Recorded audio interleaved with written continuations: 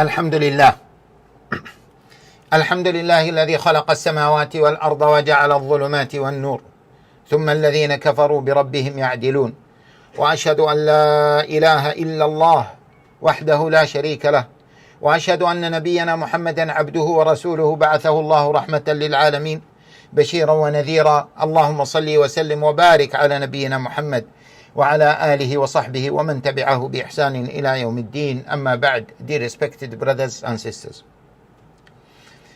as we all know that in a matter of a few days, maybe a few weeks, the summer holiday will be starting, and maybe it has already started for a number of our children. And my dear respected brothers and sisters, the summer holiday provides our children with a double-edged sword, with a sword or with a tool that can benefit them and can develop them and make them successful people in the dunya and in the akhirah. On the other side, it can be a tool of destruction. It can destroy them. How is this? Because if they have plenty of time and they don't know what to do, the minimum they will do is they will waste 2 months of their most important period of their life. And none of our children will stay for 2 months doing nothing. The minimum they will do is, because all of our children have mobile phones, the minimum they will do is they will spend their time on their mobile phones. And when they spend their time on their mobile phones, are they spending their time watching lectures, listening to Quran, listening even not to lectures or to Quran, listening to useful material? No, of course not. They will be watching either filthy things, haram things, things that will destroy their iman, things that will destroy their belief, things that will destroy their values and ethics. Or the best of them will spend his time or her time playing games. Let alone that now many of them, they spend their time chatting with others. And they will not chat with others about how to help our Muslim brothers and sisters in Palestine, how to help Islam and Muslims, how to memorize Quran, how to improve your iman, or how to develop yourself. No, they will chat about useless things, if not major haram things. And that's why, my dear respected brothers and sisters, if we do not understand this and be ready for this big challenge, and wallahi myself, I'm talking about myself, I consider this summer holiday as a big challenge in my life, because I'm worried about my children. Allah Jalla wa Ala says in the Quran, Ya ayyuha alladhina amanu qu anfusakum wa ahlikum naran waquduha an-nas wal hijara. O you who believe, guard yourselves and your families against the fire of hell. The fuel of that fire is nothing but rocks and people. قُوا أَنفُسَكُمْ وَأَهْلِيكُمْ. And that's why the Prophet ﷺ also says, كُلُّكُمْ رَاعٍ وَكُلُّكُمْ مَسْئُولٌ عَنْ رَعِيَّتِهِ. Each of you is like a shepherd, and he or she, they will be asked about the people under their authority. So we will be questioned on the day of resurrection about our children, my dear brothers and sisters. Many of our children are innocent people. Yes, they come across stubborn, they come across as careless, but at the end of the day, they don't know. They don't know. And my dear respected brothers and sisters, I am telling you, if you leave them and they destroy themselves, when they grow up like you now, and when you look to the past, you will say, well, I didn't know. It was the responsibility of my parents and they did not help me. You will blame them and you will not be looking at yourself at that time and how you were stubborn, not listening. That's why we need to do our best. That's why Allah Jalla wa Ala says in the Quran, وَأْمُرْ أَهْلَكَ بِالصَّلَاةِ وَاصْطَبِرْ عَلَيْهَا. You know, if you know the meaning, وَاصْطَبِرْ عَلَيْهَا means command them to pray, encourage them to pray, try to help them to pray. They will say no, they will be lazy. وَاصْطَبِرْ عَلَيْهَا لَا نَسْأَلُكَ رِزْقًا. Be patient and try to keep doing it again and again and again. Subhanallah. And this is the case with our children. Okay, to cut it short, my dear respected brothers and sisters, what do we need to do? What do we need to do? We need to do a number of things. First of all, as I said, the first point, which is to understand the importance of them spending their time in something that is useful, something that is beneficial. If we as parents do not understand this, then obviously our children will stay on their mobile phones until 1 o'clock, 2 o'clock in the morning, and then they will go to bed. And what time they will wake up?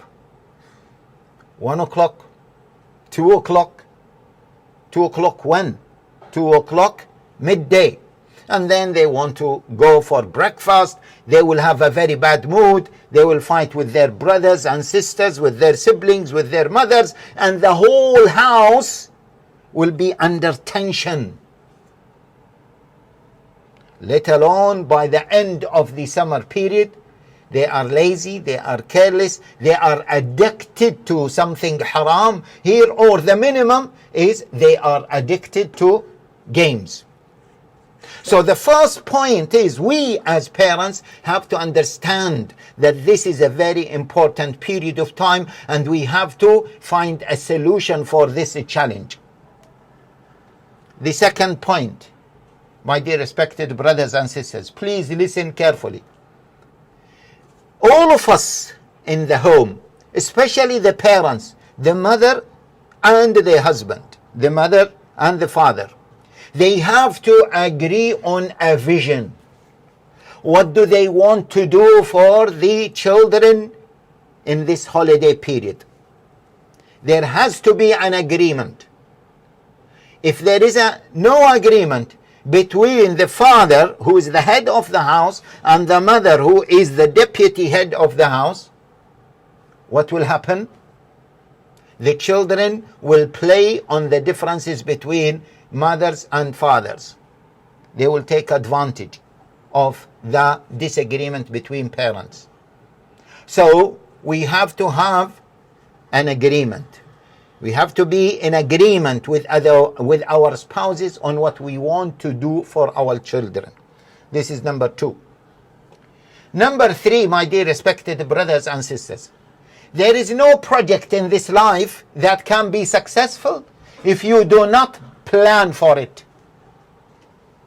So ask yourselves now, what is our plan for the holiday for our children?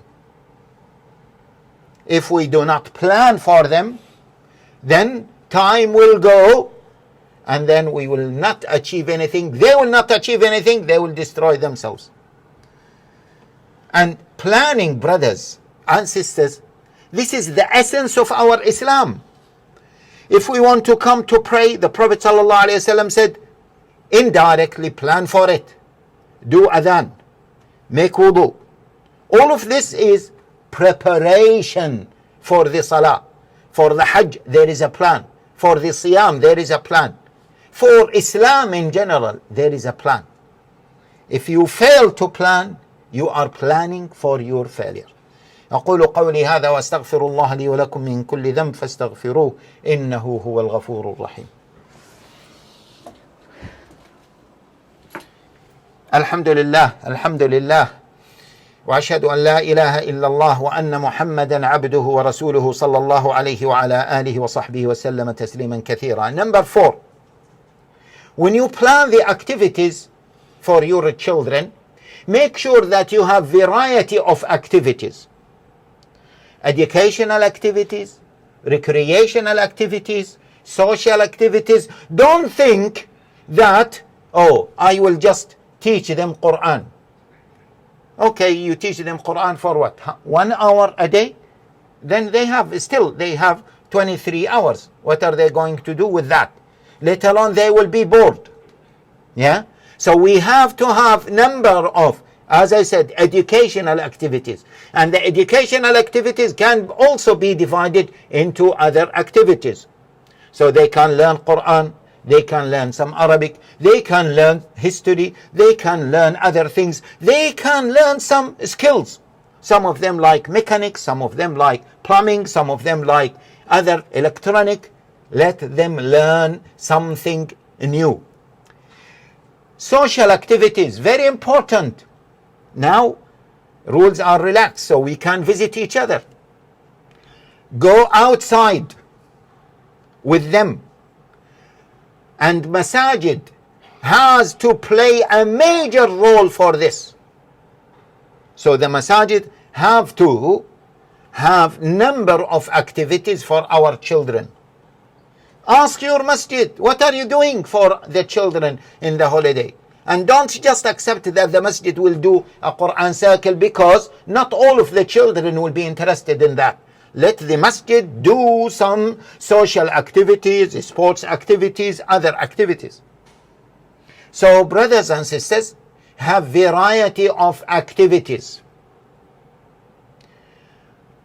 Number 5, make sure that you make those activities as interactive and make those activities interesting for the children. So for example, make a lot of competitions between the children. Give them prizes. See, the concept of a competition, it is mentioned a lot in the Quran. وَسَارِعُوا إِلَى مَغْفِرَةٍ مِّن رَبِّكُمْ سَابِقُوا إِلَى مَغْفِرَةٍ مِّن رَبِّكُمْ وَالسَّابِقُونَ السَّابِقُونَ. Competing is something that is encouraging people, motivating people. So that was number 5. Number 6, my dear respected brothers and sisters, spend time with your children. Spend time with your children. This is a big responsibility. يا أيها الذين آمنوا اتقوا الله ولتنظر نفس ما قدمت لغد واتقوا الله إن الله خبير بما تعملون. Oh, you who believe, fear Allah Jalla wa Ala, and look forward for what, or look for what you have put forward for yourself, and fear Allah Jalla wa Ala. It is a huge responsibility, and we will be questioned about that. Teach your children that the Prophet sallallahu alaihi wasallam says, no one will step forward on the day of resurrection. لن تزول قدم عبد يوم القيامة حتى يسأل, until he will be questioned about his life. What did he do in his life? In one narration, his life, what did he do or she did in her life, in his life, and about the shabab period as well, the younghood. What did they do during that period? Teach your children this. So spend time with them, either by traveling, either by sitting together at home and discussing anything, even watching something. Even sometimes it's good to read a book Spend time with them. Don't isolate yourself from them, and don't think that your job is just to provide them with money and sustenance, because this is not the real tarbiyah. Finally, brothers and sisters, make a lot of dua that Allah Jalla wa Ala guides our children.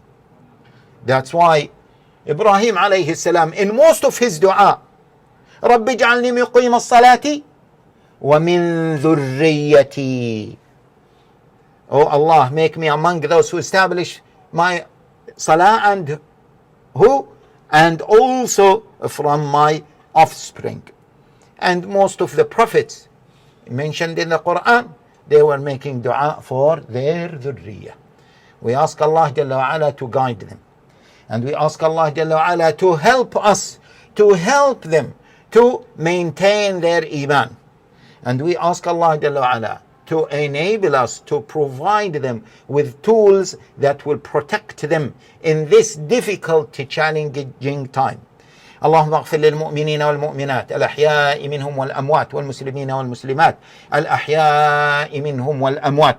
ربنا آتنا في الدنيا حسنة وفي الآخرة حسنة وقنا عذاب النار. اللهم اغفر للمؤمنين والمؤمنات الأحياء منهم والأموات. اللهم صل وسلم على نبينا محمد وعلى آله وصحبه ومن تبعه بإحسان إلى يوم الدين. وقوموا إلى صلاتكم يرحمكم الله. يا عاشق الجنان والفوز والغنيمة، فخذ هذه المعاني بسيطة عظيمة. الدين بالأخلاق بالجود والعزيمة، بالحب والوفاق حياتنا كريمة. ينسى بها الإنسان حياته الكريمة، ويفقد الإحسان